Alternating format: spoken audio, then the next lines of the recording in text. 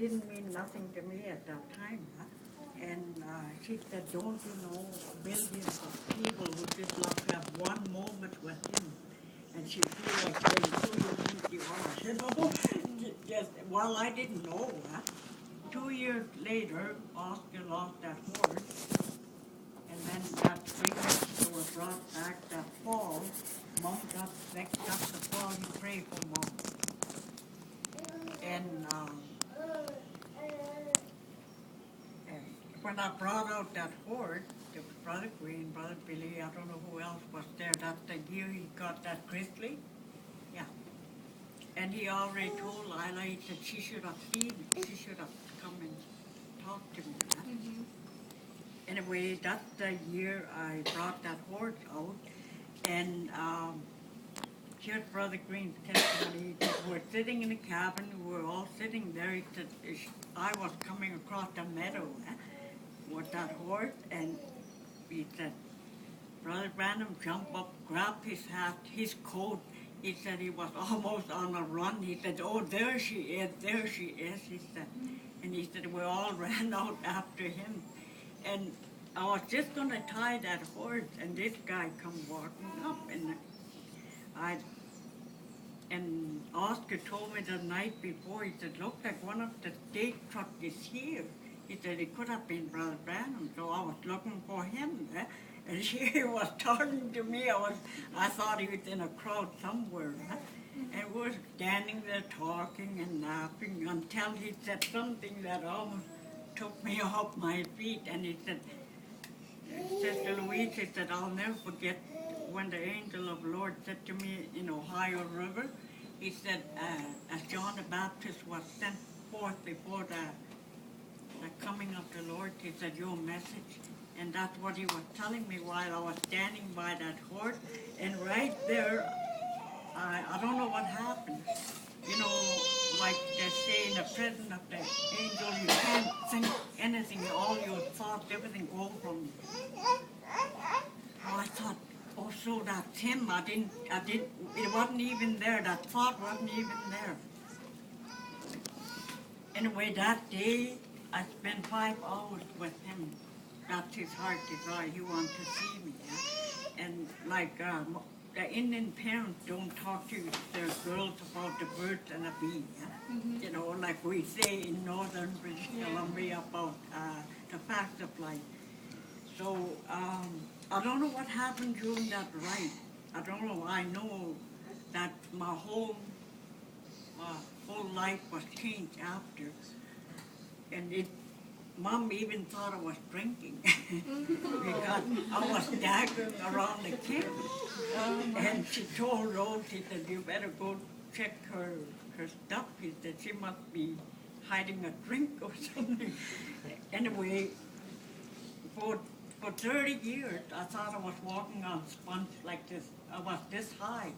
I couldn't come down, you know. My feet were on the ground, but it don't look like it was touching the ground. I was just that high. And I was so quiet. Before then, I was so talkative.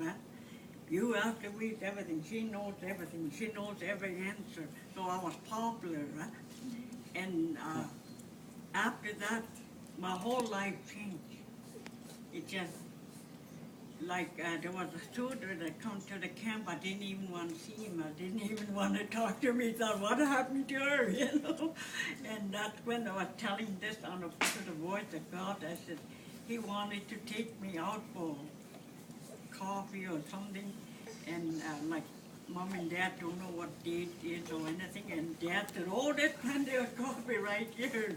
He said, why can't you have it right there? And he wanted to take me for a ride. So the whole family was in a car. We all went for a ride. Dad was in the front. He talked real loud. And that guy said, how are you doing? I said, fine. That was the last time we came to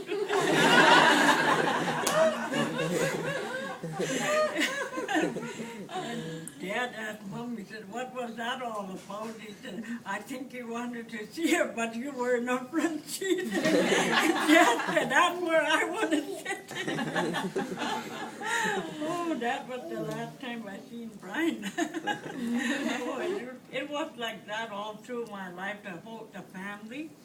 Anything I do, they wanted to be there, to partake. Like my brothers, they were curious. They want to know who I was going with and everything. You know, young boys. Life was like, yeah. And Mom got sick anyway. That was after he prayed for Mom. My sister and I were standing in a field. Remember, Lila didn't tell him who I was. Oscar wouldn't tell him who I was. Here comes, it was fall time. Rose and I were standing in a field. We were cutting hay for my brother. It was, we were about 2.5 miles down the field there. And my two brothers, Angus was over there, and Joe was just coming on the field. And Oscar coming with this, well, we thought he's just a hunter, you know. And they got off their horse, and Brother Branham was talking to Oscar, I guess, and he told him, have you got a sister named Louise? And Oscar said, yeah, she's here. He said, she's way out in the field, and he said, call her then. And we always saw with their hands waving like that. They like, and Angus, who was standing closer to them, yelled at Joe and said, I think they want to see her. They want to talk to Louise. And Rose said, they're calling you. And I thought, gee, why Oscar's having trouble? Like, you know, he speaks good English. Why does he need me? Because when the stranger comes to the camp, because the rest of the family don't speak English, they look for me and they say, oh, come, now. We don't know what he's saying, you know. And so I thought that's what happened, you know, but that wasn't the case. You know? And when I come up, like, not too, I was just coming toward him, and he said, behold the handmaiden of the Lord, he said. And I thought, well, it's just a Catholic priest, you know, he's saying Hail Mary or something. And I thought, what is he doing here? Don't have a collar or anything. And he told me who he was, and he said, my name is Brother Branham. He said, I pray for the sick. At that time, it didn't mean nothing to me. You know, I never heard of him, never saw him. Nobody told me who he was. Although Lila was trying to tell me, this man prayed for the sick, and I didn't know it was him. So he said, your mom is not feeling well? Because Mom, Dad, and my brother Oscar never told us that. I knew Mom was laying on the bed, but I didn't know she was, you know, real sick. I didn't know that. They wouldn't tell us.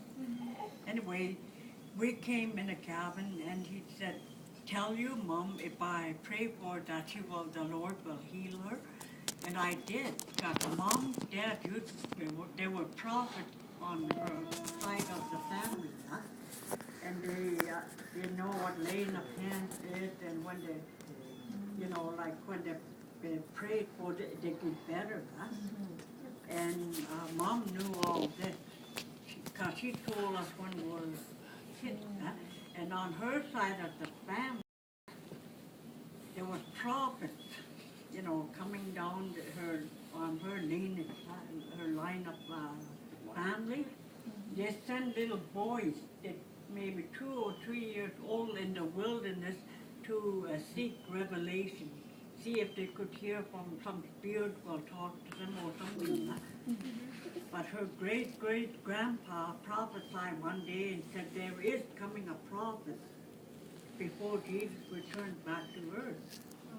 And there had been different Indian prophets raised up in, you know, but it wasn't them. Anyway, after he prayed for Mom, Mom was laying on a bed, and I was standing on his left side, and my brother got about half of the writing on a cardboard wall in a cabin, and nobody told me that Brother Branham see visions or anything like that. So when you look at that cardboard wall, I thought, well, my brothers must have scribbled something on it, and that's what he was reading. Oh. And Mom, I think she already passed away